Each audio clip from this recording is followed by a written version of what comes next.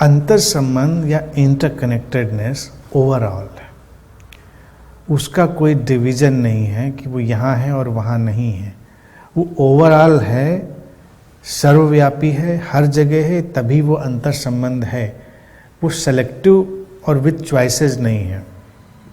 और animate, inanimate, सजीव, निर्जीव, इसीलिए मैं उसको वर्ड हमेशा यूज करता हूँ पूरे जगत से, पूरे अस्तित्व से। व्यक्ति या ऐसा कुछ नहीं मैं कहता, दृश्य अदृश्य सब से। और वो वैज्ञानिक रूप से अब चीज़ें सिद्ध हो चुकी हैं, उसमें कोई फिलोसॉफिकल मसला नहीं रह गया है कि ये फिलॉसफी है कि हम अंतर संबंधित हैं। धीरे धीरे करके तो वैज्ञानिक रूप से ही हम ये चीज़ समझने जा रहे हैं कि अंतर संबंध तो है। हमारी जो एनर्जी पैटर्न्स हैं, हमारी सब चीज़ें इंटरकनेक्टेड हैं, सब फ्लो हो रहा है, इसीलिए हम हर चीज़ कहीं से भी टैप कर सकते हैं। जिनको हम नहीं पसंद करते हैं, जैसे अगर व्यक्तियों की ही बात करें तो हम उनसे भी जुड़े, इसीलिए कभी कभी हम उनकी चीज़ें भी टैप कर लेते हैं। हमारा अगर ट्यूनिंग वैसी हुई तो हमारे अंदर वो विचार भी आ जाएंगे, हमारी ट्यूनिंग दूसरी हुई तो दूसरी किस्म की चीज़ें आ जाएंगी। हमारा जो एपरेटस है, अंतर संबंधित तो देखिए सब हो गया, लेकिन हमारा एपरेटस इस समय जो बॉडी माइंड का इंस्ट्रूमेंट है, ये खास ट्यूनिंग पर होगा, तो उस ट्यूनिंग से इसमें अपने चेंजेस आएंगे। ये बिल्कुल टीवी की तरह है। तो अगर सूक्ष्म तौर से देखा जाए, हर घर में रखा हुआ टेलीविज़न सेट, हर घर के टेलीविज़न सेट से इंटरकनेक्टेड ही है, अंतर संबंधित है। क्योंकि जो वो फ्रिक्वेंसी वाइब्रेशन चल रही है वो सबसे होके गुजर रही है। तो इन एनी वे वो हर सिस्टम में जा रही है। और कभी ये चीज़ असंभव नहीं होगी कि वैज्ञानिक कोई ऐसी व्यवस्था विकसित कर लें कि वो हर घर को मॉनिटर कर लें, क्योंकि फ्रिक्वेंसी गुजर रही है। आपको पता नहीं क्यों फ्रिक्वेंसी गुजर रही है, लेकिन चूंकि फ्रिक्वेंसी हर घर से गुजर रही है तो कोई ऐसा सेटल सिस्टम डाल लें कि वो उसको मॉनिटर भी कर लें।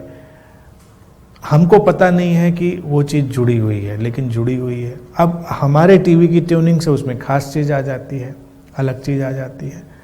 तो कभी कभी मैंने ये भी देखा है कि ये जो तकनीकी चीज़ें हैं, ये भी हमारे इस जीवन की रियलिटी बन गई हैं, वास्तविकता बन गई हैं। तो वो भी हमारी ज़िंदगी से अलग थलग बहुत नहीं है।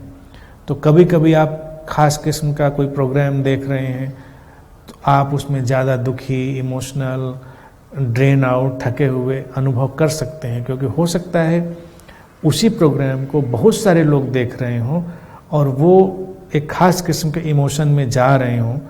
और चूंकि एक सटल रे, एक सटल फ्रिक्वेंसी तो सारे सेट से गुजर रही है, तो उस पर सवार होकर कोई एनर्जी, कोई थॉट वेव कहीं टच कर रही हो तो असंभव बात नहीं है। मतलब वो हाइपोथेटिकली भी समझी जा सकती है चीज़ें, ऐसा होता है। तो हमारे अंदर भी इसीलिए हर किस्म की चीज़ें गति कर रही हैं। और अच्छा बुरा इसमें कुछ नहीं है। अस्तित्वगत वैज्ञानिक रूप से तो देखिए अलग चीज़ है, लेकिन अगर अस्तित्वगत रूप से देखें तो अस्तित्वगत रूप में ये इंटरकनेक्टेड चीज़ हमेशा इवोल्यूशन की तरफ जा रही है, हमेशा विकास की तरफ बढ़ रही होती है। तो उसको मैं कहता हूँ कि वो सहयोग कर रही है। डिस्ट्रक्शन तो कई बार हम करने की कोशिश करते हैं।